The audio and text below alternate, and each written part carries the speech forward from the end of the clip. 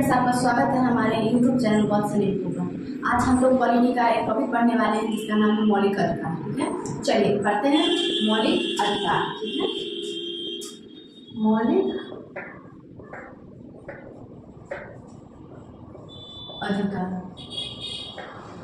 मौलिक अधिकार को हम मूल अधिकार भी कहते हैं। ठीक है, मूल अधिकार, इंग्लिश में इसको कहते हैं फंडामेंटल राइट्स।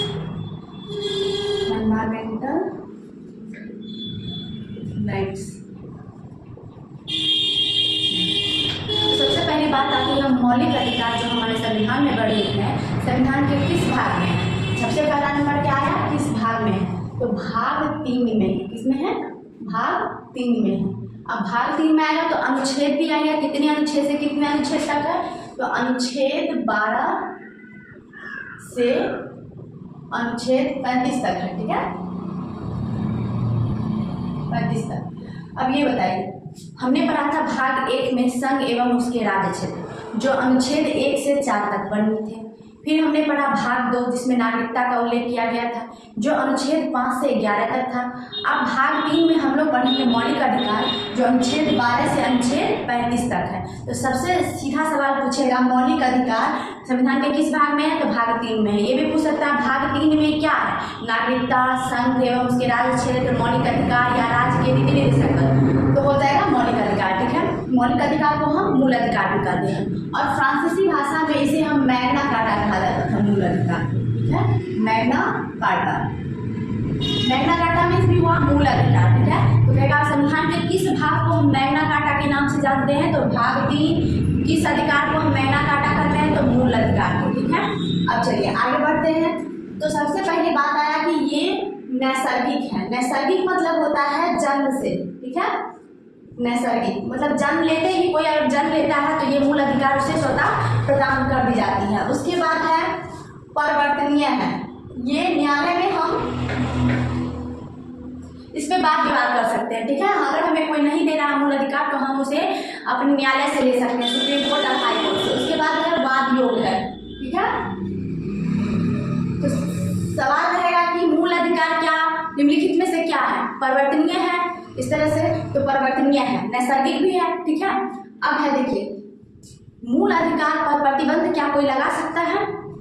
अगर अस्थायी प्रतिबंध की बात करें, ठीक है, पूर्णतः अस्थायी प्रतिबंध, तो संसद कानून बना के कर सकती है। ठीक है, संसद लगा सकती है। लेकिन अगर हम अस्थायी करें, अस्थायी प्रतिबंध या उसको कहते हैं निलंबन। ठीक है, निलंबन, कुछ समय के लिए निलंबित कर देना, सस्पेंड कर देना, तो वो राष्ट्रपति कर सकते हैं। ठीक है, जैसे कि लॉकडाउन हुआ था। ठीक है, आप जानते होंगे हम लोग को कहीं भी आने जाने की स्वतंत्रता है। ठीक है, कहीं भी हम आज घूम सकते हैं, लेकिन लॉकडाउन में जो बाहर निकल रहे थे पुलिस उन्हें मार रही थी, उन्हें घर के अंदर कर रही थी, तो हमारा मूल अधिकार उस समय हनन हो रहा था। लेकिन उस समय क्या हुआ था?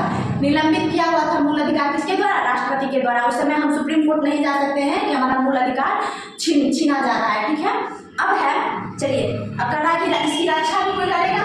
अगर हमें कोई ये मूल अधिकार नहीं दे रहा तो इसकी रक्षा कौन करेगा? तो इसकी रक्षा जो है सुप्रीम कोर्ट करती है और हाई कोर्ट करती है। ठीक है, क्या सुप्रीम कोर्ट किस अनुच्छेद के तहत? अनुच्छेद 32, और हाई कोर्ट अनुच्छेद 226 के तहत हमारे मूल अधिकार की रक्षा करेंगे। ठीक है, अब देखिए, कुछ मूल अधिकार विदेशियों को भी प्राप्त है और कुछ मूल भारत के लिए तो है ही मूल अधिकार, लेकिन जो विदेशी आएंगे हमारे भारत में तो उनको भी कुछ मूल अधिकार प्रदान किए गए।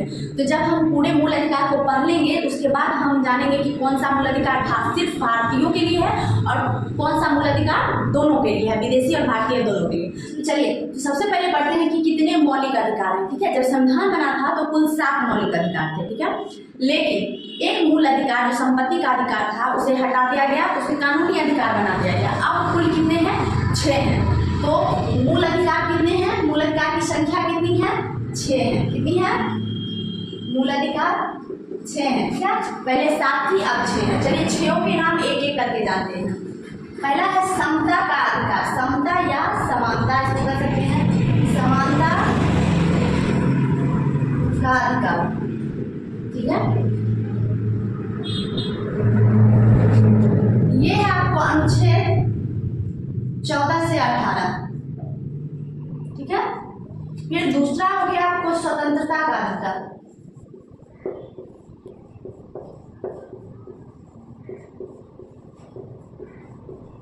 स्वतंत्रता का अधिकार ये अनुच्छेद हो जाएगा आपको 19 से 22 तक, ठीक है। साथ में आपको अनुच्छेद भी याद रखना है, मैं याद करवा दूंगी क्योंकि सीधे पूछता समानता का अधिकार निम्नलिखित में कितने अनुच्छेद से कितने अनुच्छेद तक है, अनुच्छेद 14 से 18। स्वतंत्रता का अधिकार के बाद है आपको शोषण के विरुद्ध अधिकार। कोई हमें शोषित कर रहा है तो हम उसके विरुद्ध भी हमें मूल अधिकार प्राप्त है, हम सुप्रीम कोर्ट जाके उसे ले सकते हैं, शोषण के विरुद्ध अधिकार। अनुच्छेद 23 से 24, ठीक है।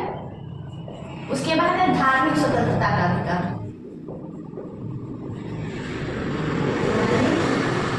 स्वतंत्रता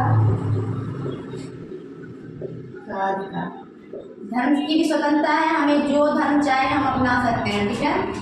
अनुच्छेद 25 से 28, ठीक है। अब देखिए धार्मिक स्वतंत्रता के बाद है शैक्षणिक एवं सांस्कृतिक स्वतंत्रता, ठीक है। हम अपने कल्चर को भी बचा सकते हैं, शैक्षणिक एवं सांस्कृतिक स्वतंत्रता।